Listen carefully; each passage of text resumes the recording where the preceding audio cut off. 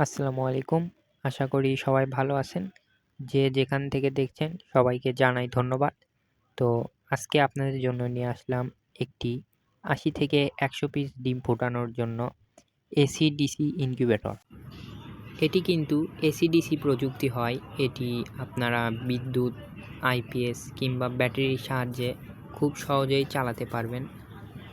যেহেতু বাংলাদেশে বর্তমানে লোডশেডিংয়ের প্রভাব অনেক বেশি, তাই আপনারা যদি চান এটা আপনারা ব্যাটারি বা সোলারের সাহায্যে অর্থাৎ যে কোনো 12 ভোল্টের পাওয়ার সাপ্লাই এখানে ইনপুট করলে মেশিনটি চলবে ডিসি অবস্থায়।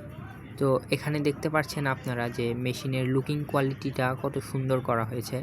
বাংলাদেশে কিন্তু আপনারা দেখবেন যে অনেক ইনকিউবেটর নির্মাতা কোম্পানি তৈরি করে, তাদের কোয়ালিটিগুলো এরকম হয় না, আমাদের মতো তৈরি করতে পারে না। দেখেন আমরা এখানে একটি ডিসির জন্য কন্ট্রোলার ব্যবহার করেছি।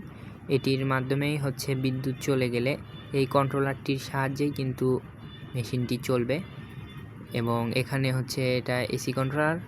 দেখেন আমরা এখানে সব কিছু জয়েন্টগুলা কত সুন্দর করে দিয়েছি, যাতে একজন উদ্যোক্তা মেশিনটি নিয়ে কোনো প্রকার সমস্যায় না পড়ে।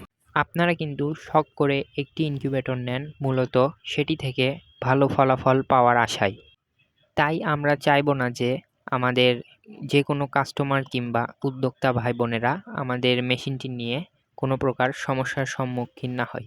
আমরা সেই লক্ষ্যেই হচ্ছে একটি কোয়ালিটিফুল ইনকিউবেটর তৈরি করার চেষ্টা করি।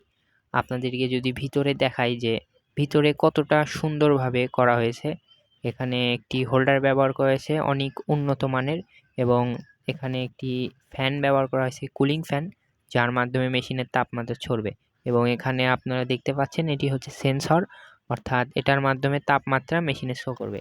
এবং এটা হচ্ছে ডিসির জন্য সেন্সর, এবং আরেকটি সাদা যে সেন্সরটা দেখতেছেন এটা হচ্ছে আপনার আর্দ্রতার জন্যে।